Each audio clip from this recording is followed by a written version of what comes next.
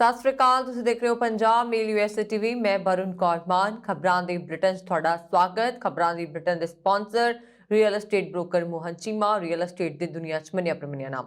ਪੇਸ਼ ਨੇ ਪਹਿਲਾਂ ਚੋਣਵੀਆਂ ਖਬਰਾਂ। ਭਾਰਤ ਦੇ ਵਿਦਿਆਰਥੀਆਂ ਦਾ ਹੁਣ ਆਸਟ੍ਰੇਲੀਆ ਵਿੱਚ ਪੜ੍ਹਨਾ ਹੋਇਆ ਹੋਰ ਵੀ ਆਸਾਨ। ਦਿੱਲੀ ਤੋਂ ਲੰਡਨ ਬੱਸ ਸੇਵਾ ਹੋਵੇਗੀ ਮੁੜ ਸ਼ੁਰੂ। ਏਅਰ ਇੰਡੀਆ ਤੇ ਏਅਰ ਏਸ਼ੀਆ ਦਰਮਿਆਨ ਹੋਇਆ ਵੱਡਾ ਸਮਝੌਤਾ। ਯਾਤਰੀਆਂ ਨੂੰ ਮਿਲਣਗੀਆਂ ਖਾਸ ਸਹੂਲਤਾਂ। 21 ਫਰਵਰੀ ਤੋਂ ਆਪਣੀਆਂ ਸਰਹੱਦਾਂ ਖੋਲ ਰਿਹਾ ਆਸਟ੍ਰੇਲੀਆ। ਭਾਰਤ ਨੇ ਕੀਤੀ ਸ਼ਲਾਘਾ। ਕੈਨੇਡਾ ਅਮਰੀਕਾ ਸਰਹੱਦੀ ਪੁਲ ਤੇ ਵਿਰੋਧ ਪ੍ਰਦਰਸ਼ਨ ਜਾਰੀ। ਅਦਾਲਤ ਨੇ ਦਿੱਤੇ ਸਖਤ ਹੁਕਮ। ਅਮਰੀਕਾ ਜਾਣ ਵਾਲਾ ਇੱਕ ਹੋਰ ਰਾਹ ਟਰੱਕ ਡਰਾਈਵਰਾਂ ਨੇ ਕੀਤਾ ਬੰਦ। ਪ੍ਰਧਾਨ ਮੰਤਰੀ ਜਸਟਿਨ ਟਰੂਡੋ ਨੇ ਪ੍ਰਦਰਸ਼ਨਕਾਰੀਆਂ ਨੂੰ ਘਰ ਜਾਣ ਦੀ ਕੀਤੀ ਅਪੀਲ। ਹੜਤਾਲ ਨੂੰ ਖਤਮ ਕਰਵਾਉਣ ਦਾ ਲਿਆ ਸੰਕਲਪ। ਬਾਈਡਨ ਵੱਲੋਂ $7 ਅਰਬ ਦਾ ਅੱਧਾ ਹਿੱਸਾ 9/11 ਹਮਲੇ ਦੇ ਪੀੜਤਾਂ ਨੂੰ ਦੇਣ ਦਾ ਫੈਸਲਾ। America corona virus update. 5 ਸਾਲ ਤੋਂ ਘੱਟ ਉਮਰ ਦੇ ਬੱਚਿਆਂ ਨੂੰ ਅਜੇ ਨਹੀਂ ਲੱਗੇਗੀ ਕੋਰੋਨਾ ਵੈਕਸੀਨ। ਤੇ ਹੁਣ ਇਹਨਾਂ ਖਬਰਾਂ ਦਾ ਵਿਸਥਾਰ।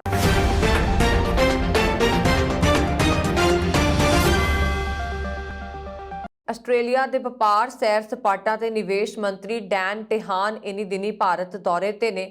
ਨਿਵੇਸ਼ ਮੰਤਰੀ ਡੈਨ ਟੇਹਾਨ ਨੇ ਆਸਟ੍ਰੇਲੀਆ ਤੇ ਭਾਰਤ ਵਿਚਾਲੇ ਹੋਏ ਸਮਝੌਤਿਆਂ ਤੇ ਵੱਡਾ ਐਲਾਨ ਕੀਤਾ ਹੈ। ਉਹਨਾਂ ਭਾਰਤ ਆਸਟ੍ਰੇਲੀਆ ਸੰਬੰਧਾਂ ਤੇ ਸਕਾਰਾਤਮਕ ਪਹਿਲ ਕਦਮੀਆਂ ਦੀ ਗੱਲ ਕੀਤੀ ਹੈ। ਉਹਨਾਂ ਨੇ ਕਿਹਾ ਕਿ ਰੋਡਸ ਤੇ ਫੁੱਲ ਬ੍ਰਾਈਟ ਸਕਾਲਰਸ਼ਿਪ ਕੈਨਬਰਾ ਵੱਲੋਂ ਭਾਰਤ ਲਈ ਐਲਾਨੀ ਗਈ ਦੋਸਤੀ ਪਹਿਲ ਕਦਮੀ ਦੋਵਾਂ ਦੇਸ਼ਾਂ ਦਰਮਿਆਨ ਸੱਭਿਆਚਾਰਕ ਆਦਾਨ ਪ੍ਰਦਾਨ ਪ੍ਰੋਗਰਾਮ ਦੇ ਬਰਾਬਰ ਹੈ। ਆਸਟ੍ਰੇਲੀਆ ਦੇ ਵਪਾਰ ਮੰਤਰੀ ਡੈਨ ਟੇਹਾਨ ਨੇ ਸ਼ਨੀਚਰਵਾਰ ਨੂੰ ANI ਨਾਲ ਵਿਸ਼ੇਸ਼ ਗੱਲਬਾਤ ਵਿੱਚ ਕਿਹਾ ਕਿ ਇਹ ਸ਼ਾਨਦਾਰ ਪਹਿਲ ਕਦਮੀ ਆਸਟ੍ਰੇਲੀਆ ਅਤੇ ਭਾਰਤ ਦੇ ਸੰਬੰਧਾਂ ਨੂੰ ਹੋਰ ਵਧਾਏਗੀ ਅਤੇ ਸੁਧਾਰ ਕਰੇਗੀ। ਮੰਤਰੀ ਨੇ ਕਿਹਾ ਕਿ ਉੱਚ ਪੱਧਰੀ ਡਾਕਟੋਰਲ ਵਿਦਿਆਰਥੀਆਂ ਲਈ 11 ਫੈਲੋਸ਼ਿਪਾਂ ਹੋਣਗੀਆਂ ਤੇ ਰੋਡਸ ਅਤੇ ਫੁੱਲ ਬ੍ਰਾਈਟ ਸਕਾਲਰਸ਼ਿਪ ਤੇ ਬਰਾਬਰ ਵਜ਼ੀਫਾ ਹੋਏਗਾ। ਉਹਨਾਂ ਨੇ ਕਿਹਾ ਕਿ ਆਸਟ੍ਰੇਲੀਆ ਤੇ ਭਾਰਤ ਦਰਮਿਆਨ ਸੱਭਿਆਚਾਰਕ ਆਦਾਨ ਪ੍ਰਦਾਨ ਨੂੰ ਬਿਹਤਰ ਬਣਾਉਣ ਲਈ ਸੱਭਿਆਚਾਰਕ ਪ੍ਰੋਗਰਾਮ ਵੀ ਸ਼ੁਰੂ ਕੀਤੇ ਗਏ ਨੇ। ਇਸ ਲਈ ਇਹ ਸ਼ਾਨਦਾਰ ਸੰਬੰਧਾਂ ਨੂੰ ਸੁਧਾਰਨ ਵਿੱਚ ਮਦਦ ਕਰਨ ਲਈ ਵਧੀਆ ਪਹਿਲ ਕਦਮੀਆਂ ਹਨ। ਟੇਹਾਨ ਨੇ ਕਿਹਾ ਵਜ਼ੀਫਾ ਭਾਰਤੀ ਵਿਦਿਆਰਥੀਆਂ ਨੂੰ ਆਸਟ੍ਰੇਲੀਆ ਜਾਣ ਦੇ ਯੋਗ ਬਣਾਵੇਗਾ ਤੇ ਉਹਨਾਂ ਨੂੰ ਖਰਚੇ ਦੀ ਚਿੰਤਾ ਨਹੀਂ ਕਰਨੀ ਪਏਗੀ। ਉਹਨਾਂ ਨੂੰ ਸਿਰਫ ਆਪਣੀ ਪੜ੍ਹਾਈ ਦਾ ਹੀ ਫਿਕਰ ਹੈ। ਇਸ ਲਈ ਉਹਨਾਂ ਉੱਚ ਪ੍ਰਦਰਸ਼ਨ ਵਾਲੇ ਵਿਦਿਆਰਥੀਆਂ ਨੂੰ ਆਸਟ੍ਰੇਲੀਆ ਜਾਣ ਅਤੇ ਉਹਨਾਂ ਦੀ ਸਿੱਖਿਆ ਨੂੰ ਉੱਚਤਮਤਾ ਦੇ ਪੱਧਰ ਤੱਕ ਬਿਹਤਰ ਬਣਾਉਣ ਲਈ ਤਿਆਰ ਕੀਤਾ ਹੈ, ਜੋ ਹੁਣ ਭਾਰਤ ਵਾਪਸ ਆ ਕੇ ਉੱਚਤਮਤਾ ਪ੍ਰਾਪਤ ਕਰਨ ਦੇ ਯੋਗ ਹੋ ਸਕਦੇ ਨੇ। ਆਸਟ੍ਰੇਲੀਆ ਅਤੇ ਭਾਰਤ ਵਿਚਕਾਰ ਸੰਬੰਧ ਬਣਾਉਣ ਵਿੱਚ ਮਦਦ ਕਰ ਸਕਦਾ ਹੈ। ਅਸੀਂ ਹਮੇਸ਼ਾ ਅਜਿਹੇ ਮੌਕਿਆਂ ਦੀ ਤਲਾਸ਼ ਵਿੱਚ ਰਹਿੰਦੇ ਹਾਂ ਕਿ ਅਸੀਂ ਰਿਸ਼ਤੇ ਨੂੰ ਕਿਵੇਂ ਵਧਾ ਸਕਦੇ ਹਾਂ। ਇਸ ਲਈ ਆਸਟ੍ਰੇਲੀਆ ਆਉਣ ਵਾਲੀ US ਦੀ 15 ਮਿਲੀਅਨ ਵਿਦਿਆਰਥੀਆਂ ਦਾ ਸਿਰਫ ਇੱਕ ਹਿੱਸਾ ਹੈ। ਮੈਨੂੰ ਅਗਲੇ 30 ਦਿਨਾਂ ਵਿੱਚ ਕਈ ਹੋਰ ਐਲਾਨਾਂ ਦੀ ਉਮੀਦ ਹੈ, ਜਿਸ ਵਿੱਚ ਆਸਟ੍ਰੇਲੀਆ ਅਤੇ ਭਾਰਤ ਦਰਮਿਆਨ ਮੁਕਤ ਵਪਾਰ ਸਮਝੌਤੇ ਦਾ ਐਲਾਨ ਵੀ ਸ਼ਾਮਲ ਹੈ। ਭਾਰਤ ਮਿਆਂਮਾਰ ਸਰਹੱਦ ਤੇ ਆਵਾਜਾਈ ਆਮ ਵਾਂਗ ਹੋਣ ਨਾਲ ਦਿੱਲੀ ਤੋਂ ਲੰਡਨ ਲਈ ਬੱਸ ਸੇਵਾ ਸ਼ੁਰੂ ਕੀਤੀ ਜਾ ਰਹੀ ਹੈ। ਇਸ ਸਾਲ ਸਤੰਬਰ ਦੇ ਅਤੀ ਆਧੁਨਿਕ ਸਹੂਲਤਾਂ ਵਾਲੀਆਂ ਲਗਜ਼ਰੀ ਬੱਸਾਂ ਲੰਡਨ ਤੋਂ ਦਿੱਲੀ ਲਈ ਰਵਾਨਾ ਹੋਣਗੀਆਂ। ਇੱਕ ਵਾਰ ਰੂਟ ਨੂੰ ਅੰਤਮ ਰੂਪ ਦਿੱਤੇ ਜਾਣ ਤੋਂ ਬਾਅਦ ਐਡਵੈਂਚਰਸ ਓਵਰਲੈਂਡ ਦੁਆਰਾ ਬੱਸ ਟੂ ਲੰਡਨ ਪਹਿਲ ਕਦਮੀ ਤਹਿਤ ਇਸ ਬੱਸ ਵਿੱਚ ਸਫ਼ਰ ਕਰਦੇ ਇੱਛੁਕ ਲੋਕ 70 ਦਿਨਾਂ ਵਿੱਚ ਲਗਭਗ 20,000 ਕਿਲੋਮੀਟਰ ਦੀ ਦੂਰੀ ਤੈਅ ਕਰਦੇ ਹੋਏ 18 ਦੇਸ਼ਾਂ ਦੀ ਯਾਤਰਾ ਕਰ ਸਕਦੇ ਨੇ। ਇਸ ਦੇ ਲਈ 15,000 ਪਾਉਂਡ ਯਾਨੀ ਕਿ 15 ਲੱਖ ਰੁਪਏ ਦਾ ਖਰਚਾ ਹੋਣ ਦਾ ਅਨੁਮਾਨ ਹੈ। ਇਸ ਪੈਕੇਜ ਵਿੱਚ ਵੱਖ-ਵੱਖ ਦੇਸ਼ਾਂ ਵਿੱਚ ਟਿਕਟ, ਵੀਜ਼ਾ ਅਤੇ ਰਿਹਾਇਸ਼ ਵਰਗੀਆਂ ਸਾਰੀਆਂ ਸੇਵਾਵਾਂ ਸ਼ਾਮਲ ਹੋਣਗੀਆਂ।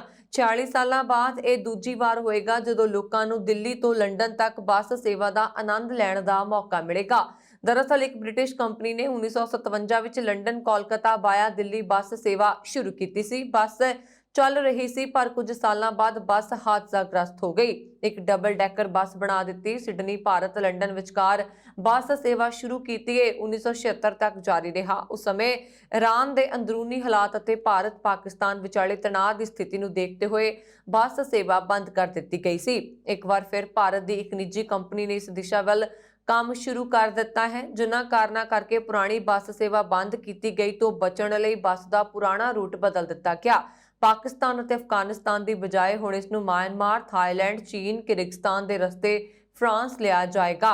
ਇਸ ਦੇ ਨਾਲ ਹੀ ਇੰਗਲਿਸ਼ ਚੈਨਲ ਨੂੰ ਪਾਰ ਕਰਨ ਲਈ ਕਰੂਜ਼ ਦੀ ਵਰਤੋਂ ਵੀ ਕੀਤੀ ਜਾਏਗੀ। ਫਰਾਂਸ ਅਤੇ ਲੰਡਨ ਵਿਚਕਾਰ ਫੈਰੀ ਸੇਵਾ ਫਰਾਂਸ ਦੇ ਕੈਲੇ ਤੋਂ UK ਦੇ ਡੋਵਰ ਤੱਕ ਬੱਸ ਲੈ ਜਾਏਗੀ ਅਤੇ ਇਸ ਨੂੰ ਪਾਰ ਕਰਨ ਵਿੱਚ ਲਗਭਗ 2 ਘੰਟੇ ਲੱਗਣਗੇ। ਇਸ ਤੋਂ ਬਾਅਦ ਬੱਸ ਵਿੱਚ ਸਵਾਰ ਯਾਤਰੀ ਲੰਡਨ ਲਈ ਰਵਾਨਾ ਹੋਣਗੇ। ਏਅਰ ਇੰਡੀਆ ਦੀ 69 ਸਾਲਾਂ ਤੋਂ ਬਾਅਦ ਰਤਨ ਟਾਟਾ ਆਪਣੀ ਇਸ 에ਅਰਲਾਈਨ ਨੂੰ ਸਿਖਰਾਂ ਤੇ ਪਹੁੰਚਾਉਣ ਲਈ ਕਈ ਕੋਸ਼ਿਸ਼ਾਂ ਕਰ ਰਹੇ ਨੇ।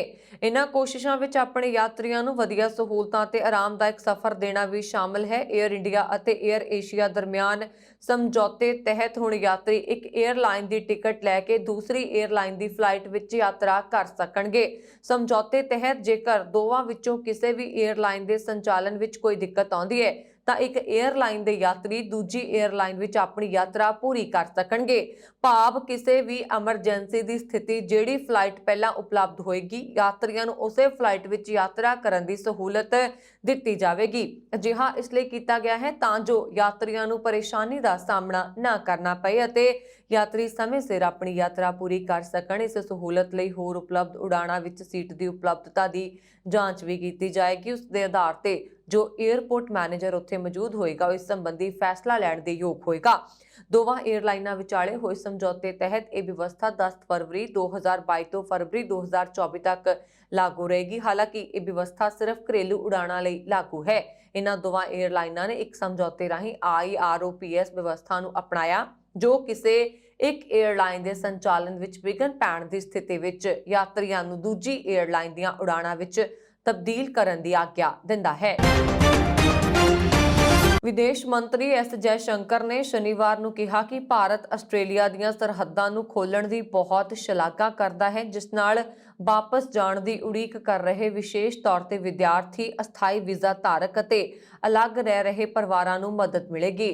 ਆਸਟ੍ਰੇਲੀਆ 21 ਫਰਵਰੀ ਤੋਂ ਵੈਕਸੀਨ ਦੀ ਖੁਰਾਕ ਲੈ ਚੁੱਕੇ ਸਾਰੇ ਸੈਲਾਨੀਆਂ ਅਤੇ ਕਾਰੋਬਾਰੀਆਂ ਲਈ ਆਪਣੀਆਂ ਸਰਹੱਦਾਂ ਖੋਲ੍ਹ ਦੇਵੇਗਾ। ਇਸ ਤੋਂ ਪਹਿਲਾਂ ਆਸਟ੍ਰੇਲੀਆ ਨੇ 7 ਫਰਵਰੀ ਨੂੰ ਮਹਾਮਾਰੀ ਪਾਬੰਦੀਆਂ ਨੂੰ ਸੌਖਾ ਕਰਨ ਦਾ ਐਲਾਨ ਕੀਤਾ ਸੀ। ਆਸਟ੍ਰੇਲੀਆ ਨੇ ਮਾਰਚ 2020 ਵਿੱਚ ਆਪਣੇ ਨਾਗਰਿਕਾਂ ਅਤੇ ਸਥਾਨਕ ਨਿਵਾਸੀਆਂ ਤੇ ਦੁਨੀਆ ਦੀਆਂ ਸਭ ਤੋਂ ਸਖਤ ਯਾਤਰਾ ਪਾਬੰਦੀਆਂ ਲਗਾਈਆਂ ਸੀ। ਜੈਸ਼ੰਕਰ ਨੇ ਆਸਟ੍ਰੇਲੀਆ ਵਿਦੇਸ਼ ਮੰਤਰੀ ਮੌਰਿਸ ਪਾਈਨੇ ਨਾਲ ਸਾਂਝੀ ਪ੍ਰੈਸ ਕਾਨਫਰੰਸ ਵਿੱਚ ਕਿਹਾ, ਮੈਂ ਆਸਟ੍ਰੇਲੀਆਈ ਸਰਕਾਰ ਵੱਲੋਂ ਸਰਹੱਦਾਂ ਖੋਲ੍ਹਣ ਦਾ ਸਵਾਗਤ ਕਰਦਾ ਹਾਂ, ਜਿਸ ਨਾਲ ਭਾਰਤ ਵਿੱਚ ਉਡੀਕ ਕਰ ਰਹੇ ਲੋਕ, ਖਾਸ ਤੌਰ ਤੇ ਵਿਦਿਆਰਥੀ, ਅਸਥਾਈ ਵੀਜ਼ਾ ਧਾਰਕ, ਅਲੱਗ ਰਹਿ ਰਹੇ ਪਰਿਵਾਰਾਂ ਨੂੰ ਮਦਦ ਮਿਲੇਗੀ। ਇਸ ਫੈਸਲੇ ਦੀ ਕਾਫੀ ਸ਼ਲਾਘਾ ਕੀਤੀ ਜਾ ਰਹੀ ਹੈ। ਉਹਨਾਂ ਨੇ ਕਿਹਾ, ਮੈਨੂੰ ਕੁਝ ਵਿਦਿਆਰਥੀ ਪ੍ਰਤੀਨਿਧੀਆਂ ਨਾਲ ਮਿਲਣ ਦਾ ਮੌਕਾ ਮਿਲਿਆ। ਇਸ ਫੈਸਲੇ ਬਾਰੇ ਜਾਣ ਕੇ ਬਹੁਤ ਉਤਸ਼ਾਹਿਤ ਨੇ। ਆਸਟ੍ਰੇਲੀਆ ਨੇ ਅਕਤੂਬਰ ਵਿੱਚ ਅੰਤਰਰਾਸ਼ਟਰੀ ਯਾਤਰਾ ਮੁੜ ਸ਼ੁਰੂ ਕਰਨ ਅਤੇ ਸਰਹੱਦੀ ਪਾਬੰਦੀਆਂ ਨੂੰ ਸੌਖਾ ਕਰਨ ਦਾ ਐਲਾਨ ਕੀਤਾ ਸੀ। ਉਸਨੇ ਦੇਸ਼ ਵਿੱਚ ਯਾਤਰਾ ਲਈ ਭਾਰਤ ਵਿੱਚ ਬਣੀ ਕੋਵਿਸ਼ੀਲਡ ਵੈਕਸੀਨ ਨੂੰ ਮਨਜ਼ੂਰੀ ਦੇ ਦਿੱਤੀ ਹੈ। ਜੈਸ਼ੰਕਰ ਨੇ ਸ਼ੁੱਕਰਵਾਰ ਨੂੰ ਆਸਟ੍ਰੇਲੀਆ ਦੇ ਇਮੀਗ੍ਰੇਸ਼ਨ ਮੰਤਰੀ ਐਲੈਕਸ ਹੌਕ ਨਾਲ ਵੀ ਮੁਲਾਕਾਤ ਕੀਤੀ ਅਤੇ ਪ੍ਰਤਿਭਾ, ਗਤੀਸ਼ੀਲ ਅਤੇ ਵਿਸ਼ਵੀਕਰਨ ਮੁੱਦਿਆਂ ਤੇ ਵੀ ਚਰਚਾ ਕੀਤੀ। ਕੈਨੇਡਾ ਦੇ ਇੱਕ ਜੱਜ ਨੇ ਅਮਰੀਕਾ ਨਾਲ ਲੱਗਦੀ ਸਰਹੱਦ ਤੇ ਸਥਿਤ ਅੰਬੈਸਡਰ ਬ੍ਰਿਜ ਤੇ 5 ਦਿਨਾਂ ਤੋਂ ਡਟੇ ਪ੍ਰਦਰਸ਼ਨਕਾਰੀਆਂ ਨੂੰ ਪ੍ਰਦਰਸ਼ਨ ਨੂੰ ਖਤਮ ਕਰਨ ਦਾ ਹੁਕਮ ਦਿੱਤਾ। ਵਿਰੋਧ ਪ੍ਰਦਰਸ਼ਨਾਂ ਨੇ ਦੋਵਾਂ ਦੇਸ਼ਾਂ ਵਿਚਕਾਰ ਮਾਲ ਦੀ ਆਵਾਜਾਈ ਵਿੱਚ ਵਿਘਨ ਪਾਇਆ ਹੈ ਅਤੇ ਦੋਵਾਂ ਪਾਸਿਆਂ ਦੇ ਆਟੋਮੋਬਾਈਲ ਉਦਯੋਗ ਨੂੰ ਉਤਪਾਦਨ ਵਿੱਚ ਕਟੌਤੀ ਕਰਨ ਲਈ ਮਜਬੂਰ ਕੀਤਾ। ਇਹ ਅਜੇ ਸਪਸ਼ਟ ਨਹੀਂ ਹੈ ਕਿ ਕੈਨੇਡਾ ਦੇ ਪ੍ਰਧਾਨ ਮੰਤਰੀ ਜਸਟਿਨ ਟਰੂਡੋ ਵੱਲੋਂ ਲਾਈਆਂ ਗਈਆਂ ਕੋਵਿਡ-19 ਪਾਬੰਦੀਆਂ ਦਾ ਵਿਰੋਧ ਕਰਨ ਵਾਲੇ ਆਪਣੇ ਪਿਕਅਪ ਟਰੱਕਾਂ ਅਤੇ ਹੋਰ ਵਾਹਕਾਂ ਨੂੰ ਪਾਰਕ ਕਰਨ ਵਾਲੇ ਲੋਕਾਂ ਨੂੰ ਹਟਾਉਣ ਲਈ ਕਾਨੂੰਨ ਲਾਗੂ ਕਰਨ ਵਾਲੀਆਂ ਏਜੰਸੀਆਂ ਦੇ ਅਧਿਕਾਰੀਆਂ ਨੂੰ ਕਦੋਂ ਸਰਹੱਦ ਤੋਂ ਭੇਜੇ ਜਾਣਗੇ। ontario ਸੁਪੀਰੀਅਰ ਕੋਰਟ ਦੇ ਚੀਫ ਜਸਟਿਸ ਜ਼ੈਫਰੀ ਨੇ ਡਿਜੀਟਲ ਸੁਣਵਾਈ ਦੌਰਾਨ ਕਿਹਾ ਕਿ ਪ੍ਰਦਰਸ਼ਨਕਾਰੀਆਂ ਨੂੰ ਪ੍ਰਦਰਸ਼ਨ ਵਾਲੀ ਥਾਂ ਛੱਡਣ ਦਾ ਸਮਾਂ ਦੇਣ ਲਈ ਅਦਾਲਤ ਦਾ ਹੁਕਮ ਸ਼ਾਮ 7 ਵਜੇ ਤੋਂ ਲਾਗੂ ਹੋਏਗਾ, ਜੋ ਕਿ ਉੱਥੋਂ ਦਾ ਸਥਾਨਕ ਸਮਾਂ ਹੋਏਗਾ।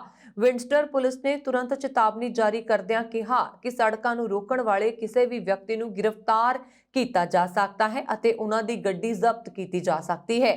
ਜ਼ਿਆਦਾਤਰ ਪਿਕਅਪ ਟਰੱਕ ਡਰਾਈਵਰਾਂ ਨੇ ਸੋਮਵਾਰ ਤੋਂ ਵਿੰਸਟਰ ਨੂੰ ਡਿਟਰੋਇਟ ਨਾਲ ਜੋੜਨ ਵਾਲੇ ਪੁਲ ਨੂੰ ਬੰਦ ਕਰ ਦਿੱਤਾ। ਪਿਛਲੇ 2 ਹਫ਼ਤਿਆਂ ਵਿੱਚ ਸੈਂਕੜੇ ਹੋਰ ਟਰੱਕ ਡਰਾਈਵਰਾਂ ਨੇ ਓਟਾਵਾ, ਕੈਨੇਡਾ ਤੋਂ ਆਵਾਜਾਈ ਨੂੰ ਰੋਕ ਦਿੱਤਾ ਹੈ ਅਤੇ ਅਲਬਰਟਾ ਅਤੇ ਮੈਨੀਟੋਬਾ ਵਿੱਚ ਸਰਹੱਦ ਪਾਰ ਆਵਾਜਾਈ ਵੀ ਰੋਕ ਦਿੱਤੀ ਗਈ ਹੈ। 4.5 ਘੰਟੇ ਚੱਲੀ ਅਦਾਲਤੀ ਸੁਣਵਾਈ ਦੌਰਾਨ ਵਿੰਸਟਰ ਸਿਟੀ ਪ੍ਰਸ਼ਾਸਨ ਅਤੇ ਆਟੋਮੋਬਾਈਲ ਉਪਕਰਨ ਨਿਰਮਾਤਾਵਾਂ ਦੇ ਵਕੀਲਾਂ ਨੇ ਦਲੀਲ ਦਿੱਤੀ ਹੈ ਕਿ ਨਾਕਾਬੰਦੀ ਕਾਰਨ ਸ਼ਹਿਰ ਅਤੇ ਖੇਤਰ ਨੂੰ ਆਰਥਿਕ ਨੁਕਸਾਨ ਹੋ ਰਿਹਾ, ਜਿਸ ਤੋਂ ਬਾਅਦ ਜੱਜ ਨੇ ਆਪਣਾ ਫੈਸਲਾ ਸੁਣਾਇਆ। ਕੈਨੇਡੀਅਨ ਟਰੱਕ ਡਰਾਈਵਰਾਂ ਵੱਲੋਂ ਅਮਰੀਕਾ ਦੇ ਬਾਰਡਰ ਤੇ ਇੱਕ ਹੋਰ ਲਾਂਘਾ ਬੰਦ ਕਰ ਦਿੱਤਾ ਗਿਆ ਅਤੇ ਵਿਖਾਵਾਕਾਰੀਆਂ ਵਿਰੁੱਧ ਕਾਰਵਾਈ ਨਾ ਕੀਤੀ ਗਈ ਤਾਂ ਦੋਹਾਂ ਮੁਲਕਾਂ ਵਿੱਚ ਵੱਡਾ ਆਰਥਿਕ ਸੰਕਟ ਖੜਾ ਹੋ ਸਕਦਾ ਹੈ। ਹਾਲਾਤ ਨੂੰ ਦੇਖਦਿਆਂ ਓਨਟਾਰੀਓ ਦੀ ਡਗ ਫੋਰਡ ਸਰਕਾਰ ਨੇ ਐਮਰਜੈਂਸੀ ਲਾਉਣ ਦਾ ਮਨ ਬਣਾ ਲਿਆ, ਜਿਸ ਮਗਰੋਂ ਟਰੱਕ ਡਰਾਈਵਰਾਂ ਵਿਰੁੱਧ ਸਖਤ ਕਦਮ ਉਠਾਏ ਜਾ ਸਕਣਗੇ। ਸੀਟੀਵੀ ਵੱਲੋਂ ਸੂਤਰਾਂ ਦੇ ਹਵਾਲੇ ਨਾਲ ਪ੍ਰਕਾਸ਼ਿਤ ਰਿਪੋਰਟ ਵਿੱਚ ਕਿਹਾ ਗਿਆ ਹੈ ਕਿ ਵਿਖਾਵਾਕਾਰੀਆਂ ਨੂੰ ਮੋਟੇ ਜੁਰਮਾਨੇ ਕੀਤੇ ਜਾਣਗੇ ਅਤੇ ਅੰਬੈਸਡਰ ਬ੍ਰਿਜ ਖਾਲੀ ਕਰਵਾਉਣ ਲਈ ਤਾਕਤ ਦੀ ਵਰਤੋਂ ਕੀਤੀ ਜਾ ਸਕੇਗੀ। ਕੈਨੇਡਾ ਦੇ ਪ੍ਰਧਾਨ ਮੰਤਰੀ ਜਸਟਿਨ ਟਰੂਡੋ ਨੇ ਪ੍ਰਦਰਸ਼ਨਕਾਰੀਆਂ ਨੂੰ ਘਰ ਜਾਣ ਲਈ ਅਪੀਲ ਕੀਤੀ ਹੈ। ਇਹਨਾਂ ਨੇ ਅਪੀਲ ਕਰਦੇ ਹੋਏ ਕਿਹਾ ਕਿ ਇਹ ਗੈਰ ਕਾਨੂੰਨੀ ਕਾਰਵਾਈ ਖਤਮ ਹੋਣੀ ਚਾਹੀਦੀ ਹੈ ਤੇ ਇਹ ਖਤਮ ਹੋ ਕੇ ਰਹੇਗੀ। ਸਾਨੂੰ ਉਮੀਦ ਹੈ ਕਿ ਲੋਕ ਘਰ ਜਾਣ ਦਾ ਫੈਸਲਾ ਲੈਣਗੇ, ਨਹੀਂ ਤਾਂ ਪੁਲਿਸ ਦੁਆਰਾ ਕਾਰਵਾਈ ਕੀਤੀ ਜਾਏਗੀ। ਜ਼ਿਕਰਯੋਗ ਹੈ ਕਿ ਕੈਨੇਡਾ 'ਚ 50,000 ਤੋਂ ਵੱਧ ਟਰੱਕ ਡਰਾਈਵਰ ਪ੍ਰਦਰਸ਼ਨ ਕਰ ਰਹੇ ਨੇ ਤੇ ਉਹ ਪ੍ਰਧਾਨ ਮੰਤਰੀ ਦੇ ਅਸਤੀਫੇ ਦੀ ਮੰਗ ਕਰ ਰਹੇ ਨੇ। ਪ੍ਰਧਾਨ ਮੰਤਰੀ ਨੇ ਕਿਹਾ ਕਿ ਪੁਲਿਸ ਪ੍ਰਦਰਸ਼ਨਕਾਰੀਆਂ ਖਿਲਾਫ ਕਾਰਵਾਈ ਕਰਨ ਦੀ ਤਿਆਰੀ ਕਰ ਰਹੀ ਹੈ। ਇਹ ਸਭ ਗੈਰ ਕਾਨੂੰਨੀ ਹੈ ਤੇ ਇਹ ਸਭ ਬੰਦ ਕਰ ਦੇਣਾ ਚਾਹੀਦਾ ਹੈ। ਪ੍ਰਧਾਨ ਮੰਤਰੀ ਜਸਟਿਨ ਟਰੂਡੋ ਨੇ ਕਿਹਾ ਕਿ ਫੈਡਰਲ ਸਰਕਾਰ ਅਜਿਹੇ ਕਾਰਕੁਨਾਂ ਨੂੰ ਬਰਦਾਸ਼ਤ ਨਹੀਂ ਕਰੇਗੀ ਜੋ ਆਰਥਿਕਤਾ ਨੂੰ ਬੰਧਕ ਬਣਾ ਲੈਂਦੇ ਨੇ ਤੇ ਦੇਸ਼ ਦੀ ਰਾਜਧਾਨੀ ਵਿੱਚ ਜੀਵਨ ਨੂੰ ਠੱਪ ਕਰ ਦਿੰਦੇ ਨੇ। ਟਰੂਡੋ ਨੇ ਚੇਤਾਵਨੀ ਦਿੱਤੀ ਹੈ ਕਿ ਅਪਰਾਧਕ ਪਾਬੰਦੀਆਂ ਲਗਾਈਆਂ ਜਾ ਸਕਦੀਆਂ ਨੇ, ਜਿਸ ਨਾਲ ਪ੍ਰਦਰਸ਼ਨਕਾਰੀਆਂ ਨੂੰ ਮੁੜ ਅੰਤਰਰਾਸ਼ਟਰੀ ਯਾਤਰਾ ਕਰਨ ਤੋਂ ਰੋਕਿਆ ਜਾਏਗਾ। ਇਸ ਤੋਂ ਪਹਿਲਾਂ ਸ਼ੁੱਕਰਵਾਰ ਨੂੰ ਉਹਨਾਂ ਨੇ ਅਮਰੀਕੀ ਰਾਸ਼ਟਰਪਤੀ ਜੋ ਬਾਈਡਨ ਨਾਲ ਫੋਨ ਤੇ ਗੱਲ ਕੀਤੀ। ਉਹਨਾਂ ਨੇ ਵਿੰਡਸਰ ਦੇ ਅੰਬੈਸਡਰ ਬ੍ਰਿਜ ਦੇ ਬੰਦ ਬਾਰੇ ਵਿਸ਼ੇਸ਼ ਤੌਰ ਤੇ ਚਰਚਾ ਕੀਤੀ। ਅਮਰੀਕੀ ਰਾਸ਼ਟਰਪਤੀ ਜੋ ਬਾਈਡਨ ਨੇ ਅਹਿਮ ਦਸਤਾਵੇਜ਼ ਤੇ ਦਸਤਖਤ ਕੀਤੇ, ਜਿਸ ਤਹਿਤ $7 ਅਰਬ ਦਾ ਅੱਧਾ ਹਿੱਸਾ 9/11 ਹਮਲੇ ਦੇ ਪੀੜਤ ਪਰਿਵਾਰਾਂ ਨੂੰ ਮਿਲੇਗਾ, ਜਦਕਿ ਬਾਕੀ ਪੈਸਾ ਅਫਗਾਨ ਲੋਕਾਂ ਤੇ ਖਰਚ ਕੀਤਾ ਜਾਏਗਾ। ਤਾਲਿਬਾਨ ਵੱਲੋਂ ਪਿਛਲੇ ਸਾਲ 15 ਅਗਸਤ ਨੂੰ ਅਫਗਾਨਿਸਤਾਨ ਨੂੰ ਮੁੜ ਆਪਣੇ ਕਬਜ਼ੇ ਵਿੱਚ ਲੈਣ ਮਗਰੋਂ ਅਮਰੀਕਾ ਨੇ ਉਸ ਦੇ $7 ਅਰਬ ਜਾਮ ਕਰ ਦਿੱਤੇ ਸਨ। ਬਾਈਡਨ ਕੋਲ 3 ਰਾਹ ਸੀ। ਪਹਿਲਾ, ਉਹ ਫੰਡਸ ਨੂੰ ਜਾਮ ਕਰ ਦੇਵੇ, ਦੂਜਾ ਸਾਰੇ ਫੰਡ ਤਾਲਿਬਾਨ ਹਕੂਮਤ ਨੂੰ ਦੇ ਦਿੱਤੇ ਜਾਣ ਤੇ ਤੀਜਾ ਇਸ ਪੈਸੇ ਨੂੰ 9/11 ਪੀੜਤ ਪਰਿਵਾਰਾਂ ਨੂੰ ਮੁਆਵਜ਼ੇ ਵਜੋਂ ਦੇਵੇ। ਇਹ $7 ਅਰਬ ਇਸ ਵੇਲੇ ਨਿਊਯਾਰਕ ਦੇ ਫੈਡਰਲ ਰਿਜ਼ਰਵ ਕੋਲ ਨੇ। ਇਸ ਤੋਂ ਪਹਿਲਾਂ ਅਮਰੀਕੀ ਅਦਾਲਤ ਬਾਈਡਨ ਪ੍ਰਸ਼ਾਸਨ ਦੀ ਅਪੀਲ ਤੇ 3 ਵਾਰ ਸੁਣਵਾਈ ਟਾਲ ਚੁੱਕੀ ਹੈ। ਅਮਰੀਕਾ ਵਿੱਚ 5 ਸਾਲ ਤੋਂ ਘੱਟ ਉਮਰ ਦੇ ਬੱਚਿਆਂ ਨੂੰ ਫਿਲਹਾਲ ਕੋਰੋਨਾ ਵੈਕਸੀਨ ਦੀ ਡੋਜ਼ ਨਹੀਂ ਦਿੱਤੀ ਜਾਏਗੀ। ਫਾਈਜ਼ਰ ਅਤੇ ਬਾਇਓਨਟੈਕ ਦੀ ਕੋਰੋਨਾ ਵੈਕਸੀਨ 6 ਮਹੀਨੇ ਤੋਂ 5 ਸਾਲ ਤੱਕ ਦੇ ਬੱਚਿਆਂ ਨੂੰ ਦਿੱਤੀ ਜਾਣੀ ਸੀ, ਜਿਸ ਨੂੰ ਹੁਣ 2 ਮਹੀਨਿਆਂ ਲਈ ਟਾਲ ਦਿੱਤਾ ਗਿਆ। ਦਰਅਸਲ ਫੂਡ ਐਂਡ ਡਰੱਗ ਐਡਮਿਨਿਸਟ੍ਰੇਸ਼ਨ ਨੇ ਕਿਹਾ ਹੈ ਕਿ ਇਸ ਵੈਕਸੀਨ ਲਈ ਹੋਰ ਡੇਟਾ ਦੀ ਲੋੜ ਹੈ। FDA ਨੇ ਇਹ ਫੈਸਲਾ ਵੈਕਸੀਨ ਨਾਲ ਜੁੜੇ ਸ਼ੁਰੂਆਤੀ ਅੰਕੜਿਆਂ ਦੇ ਆਧਾਰ ਤੇ ਲਿਆ ਅਤੇ ਸਰਕਾਰ ਦੀ ਯੋਜਨਾ ਮੁਤਾਬਕ ਅਗਲੇ ਹਫ਼ਤੇ 21 ਫਰਵਰੀ ਨੂੰ ਇਸ ਨੂੰ ਲਾਂਚ ਕੀਤਾ ਜਾਣਾ ਸੀ। ਧਿਆਨ ਦੇਣ ਯੋਗ ਹੈ ਕਿ ਅਮਰੀਕਾ 'ਚ 5 ਸਾਲ ਤੋਂ ਵੱਧ ਉਮਰ ਦੇ ਬੱਚਿਆਂ ਨੂੰ ਕੋਰੋਨਾ ਵੈਕਸੀਨ ਦਿੱਤੀ ਗਈ ਅਤੇ ਇਹ ਆਖਰੀ ਉਮਰ ਵਰਗ ਹੈ ਜੋ ਅਜੇ ਤੱਕ ਕੋਰੋਨਾ ਵਾਇਰਸ ਵੈਕਸੀਨ ਲਈ ਯੋਗ ਨਹੀਂ ਹੈ। ਇਸ ਮਹੀਨੇ ਦੇ ਸ਼ੁਰੂ ਵਿੱਚ ਫਾਈਜ਼ਰ ਅਤੇ ਬਾਇਓਨਟੈਕ ਨੇ 6 ਮਹੀਨਿਆਂ ਤੋਂ 5 ਸਾਲ ਦੀ ਉਮਰ ਦੇ ਬੱਚਿਆਂ ਨੂੰ ਟੀਕਾਕਰਨ ਲਈ ਐਮਰਜੈਂਸੀ ਵਰਤੋਂ ਦੀ ਮੰਗ ਕਰਨ ਦੀ ਸੰਭਾਵਨਾ ਨੂੰ ਉਭਾਰਿਆ ਸੀ। ਫਾਈਜ਼ਰ ਦੇ ਸ਼ੁਰੂਆਤੀ ਅੰਕੜਿਆਂ ਤੋਂ ਪਤਾ ਲੱਗਾ ਹੈ ਕਿ ਛੋਟੇ ਬੱਚਿਆਂ ਨੂੰ ਦਿੱਤੀ ਗਈ ਵੈਕਸੀਨ ਸੁਰੱਖਿਅਤ ਹੈ। FDA ਨੇ ਫਰਵਰੀ ਵਿੱਚ ਕੰਪਨੀ ਨੂੰ 2 ਡੋਜ਼ ਡੇਟਾ ਦੇ ਆਧਾਰ ਤੇ ਆਪਣੀ ਅਰਜ਼ੀ ਜਮ੍ਹਾਂ ਕਰਨ ਲਈ ਕਿਹਾ ਸੀ ਅਤੇ ਤੀਜੀ ਖੁਰਾਕ ਅਧਿਐਨ ਤੋਂ ਡੇਟਾ ਪ੍ਰਾਪਤ ਕਰਨ ਤੋਂ ਬਾਅਦ ਵਧੀਕ ਅਥਾਰਟੀ ਲਈ ਦੁਬਾਰਾ ਅਰਜ਼ੀ ਦੇਣ ਲਈ ਕਿਹਾ ਹੈ। ਅਮਰੀਕਾ ਦੇ ਵਿਦੇਸ਼ ਮੰਤਰੀ ਐਂਟਨੀ ਬਲਿੰਕਨ ਨੇ ਸ਼ੁੱਕਰਵਾਰ ਨੂੰ ਕਿਹਾ ਕਿ ਰੂਸ ਬੀਜਿੰਗ ਵਿੱਚ ਚੱਲ ਰਹੇ ਵਿੰਟਰ ਓਲੰਪਿਕ ਦੌਰਾਨ ਯੂਕਰੇਨ ਤੇ ਹਮਲਾ ਕਰ ਸਕਦਾ ਹੈ ਅਤੇ ਇਸ ਲਈ ਅਮਰੀਕੀ ਨਾਗਰਿਕਾਂ ਨੂੰ ਪੂਰਬੀ ਯੂਰੋਪੀਅਨ ਦੇਸ਼ ਤੁਰੰਤ ਛੱਡ ਦੇਣਾ ਚਾਹੀਦਾ ਹੈ। ਬਲਿੰਕਨ ਨੇ ਵਿਦੇਸ਼ ਮੰਤਰਾਲਾ ਦੀ ਤਾਜ਼ਾ ਸੁਰੱਖਿਆ ਚੇਤਾਵਨੀ ਦੇ ਪਿੱਛੇ ਦੇ ਕਾਰਨਾਂ ਤੇ ਵਿਸਥਾਰ ਨਾਲ ਜਾਣਕਾਰੀ ਨਹੀਂ ਦਿੱਤੀ। ਬਲਿੰਕਨ ਨੇ ਆਸਟ੍ਰੇਲੀਆ ਦੇ ਮੈਲਬੌਰਨ ਵਿੱਚ ਕਿਹਾ ਕਿ ਸਿੱਧੇ ਤੌਰ ਤੇ ਕਿਹਾ ਜਾਵੇ ਤਾਂ ਅਸੀਂ ਰੂਸ ਵੱਲ ਵੱਧਦੇ ਤਣਾਅ ਦੇ ਚਿੰਤਾ 'ਚ ਪਾਉਣ ਵਾਲੇ ਸੰਕੇਤ ਦੇਖ ਰਹੇ ਹਾਂ, ਜਿਨ੍ਹਾਂ ਵਿੱਚ ਯੂਕਰੇਨ ਦੀ ਸਰਹੱਦ ਤੇ ਨਵੇਂ ਬਲਾਂ ਦਾ ਆਉਣਾ ਸ਼ਾਮਲ ਹੈ। ਅਮਰੀਕੀ ਵਿਦੇਸ਼ ਮੰਤਰੀ ਨੇ ਕਿਹਾ ਕਿ ਅਸੀਂ ਉਸ ਸਥਾਨ ਤੇ ਹਾਂ ਜਿੱਥੇ ਹਮਲਾ ਕਦੇ ਵੀ ਸ਼ੁਰੂ ਹੋ ਸਕਦਾ ਹੈ ਤੇ ਸਪਸ਼ਟ ਤੌਰ ਤੇ ਇਸ ਵਿੱਚ ਓਲੰਪਿਕ ਦਾ ਸਮਾਂ ਵੀ ਸ਼ਾਮਲ ਹੈ। ਓਲੰਪਿਕ ਖੇਡਾਂ 20 ਫਰਵਰੀ ਨੂੰ ਖਤਮ ਹੋਣੀਆਂ ਨੇ। ਰੂਸ ਨੇ ਯੂਕਰੇਨ ਕੋਲ 1 ਲੱਖ ਤੋਂ ਜ਼ਿਆਦਾ ਫੌਜੀ ਇਕੱਠੇ ਕਰ ਲਏ ਨੇ ਅਤੇ ਉਸ ਦਾ ਕਹਿਣਾ ਹੈ ਕਿ ਹਮਲਾ ਕਰਨ ਦਾ ਉਸਦਾ ਕੋਈ ਇਰਾਦਾ ਨਹੀਂ, ਪਰ ਉਹ ਚਾਹੁੰਦਾ ਹੈ ਕਿ ਪੱਛਮੀ ਦੇਸ਼ ਯੂਕਰੇਨ ਅਤੇ ਸਾਬਕਾ ਸੋਵੀਅਤ ਦੇਸ਼ਾਂ ਨੂੰ ਉੱਤਰ ਅਟਲਾਂਟਿਕ ਸੰਧੀ ਸੰਗਠਨ ਤੋਂ ਬਾਹਰ ਰੱਖੇ। ਹਟਿੰਗਟਨ ਹਾਈ ਸਕੂਲ ਵੈਸਟ ਵਰਜੀਨੀਆ ਵਿੱਚ ਆਯੋਜਿਤ ਈਸਾਈ ਸੰਮੇਲਨ ਵਿੱਚ ਜਾਣ ਦਾ ਵਿਦਿਆਰਥੀਆਂ ਵੱਲੋਂ ਵਿਰੋਧ ਕੀਤਾ ਗਿਆ। ਇਸ ਸੰਮੇਲਨ ਵਿੱਚ ਈਸਾਈ ਪਾਦਰੀ ਨਿਕ ਵਾਕਰ ਨੇ ਵਿਦਿਆਰਥੀਆਂ ਨੂੰ ਅੱਖਾਂ ਬੰਦ ਕਰਕੇ ਤੇ ਹੱਥ ਉੱਪਰ ਕਰਕੇ ਜੀਸਸ ਅੱਗੇ ਪ੍ਰਾਰਥਨਾ ਕਰਨ ਲਈ ਕਿਹਾ। ਨਿਕ ਵਾਕਰ ਨੇ ਕਿਹਾ ਕਿ ਜੋ ਲੋਕ ਬਾਈਬਲ ਨੂੰ ਨਹੀਂ ਮੰਨਣਗੇ ਉਹ ਮਰਨ ਤੋਂ ਬਾਅਦ ਨਰਕਾਂ ਵਿੱਚ ਜਾਣਗੇ। ਕਈ ਵਿਦਿਆਰਥੀਆਂ ਨੇ ਇਸ ਸੰਮੇਲਨ ਦਾ ਵਿਰੋਧ ਕੀਤਾ ਤੇ ਉਹ ਬਾਈਕਾਟ ਕਰਕੇ ਬਾਹਰ ਆ ਗਏ। ਵਿਦਿਆਰਥੀਆਂ ਦਾ ਕਹਿਣਾ ਹੈ ਕਿ ਉਹਨਾਂ ਨੂੰ ਸੰਮੇਲਨ ਬਾਰੇ ਕੋਈ ਜਾਣਕਾਰੀ ਨਹੀਂ ਦਿੱਤੀ ਗਈ ਤੇ ਕੇਵਲ ਇੰਨਾ ਕਿਹਾ ਗਿਆ ਕਿ ਸੰਮੇਲਨ ਵਿੱਚ ਜਾਣਾ ਜ਼ਰੂਰੀ ਹੈ। ਮਰਹੂਮ ਪਲੇਬੈਕ ਸਿੰਗਰ ਲਤਾ ਮੰਗੇਸ਼ਕਰ ਦੇ ਦੇਹਾਂਤ ਤੇ ਦੁਨੀਆ ਨੇ ਭਾਰਤ ਦੇ ਨਾਲ ਸੋਗ ਮਨਾਇਆ।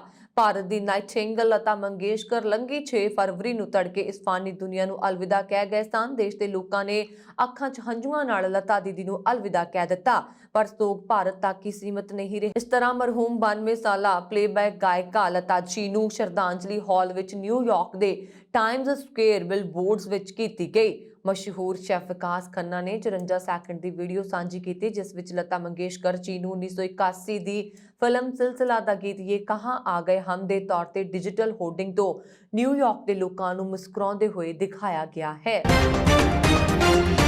ਕੈਨੇਡਾ ਵਿੱਚ ਪੰਜਾਬੀਆਂ ਦੇ ਕਤਲ ਦਾ ਸਿਲਸਿਲਾ ਮੁੜ ਸ਼ੁਰੂ ਹੁੰਦਾ ਮਹਿਸੂਸ ਹੋ ਰਿਹਾ। ਸਰੀ ਵਿੱਚ ਯੁਵਰਾਜ ਜੱਬਲ ਦੇ ਕਤਲ ਮਗਰੋਂ ਲੈਂਗਲੀ ਵਿਖੇ ਕਤਲ ਕੀਤੇ ਗਏ ਸ਼ਖਸ ਦੀ ਪਛਾਣ 57 ਸਾਲ ਦੇ ਸਰਬਜੀਤ ਸੰਦਰ ਵਜੋਂ ਕੀਤੀ ਗਈ। ਹਾਲਾਂਕਿ ਪੁਲਿਸ ਵੱਲੋਂ ਕਤਲ ਦੀ ਇਸ ਵਾਰਦਾਤ ਨੂੰ ਗੈਂਗਵਾਰ ਨਾਲ ਜੋੜ ਕੇ ਨਹੀਂ ਦੇਖਿਆ ਜਾ ਰਿਹਾ।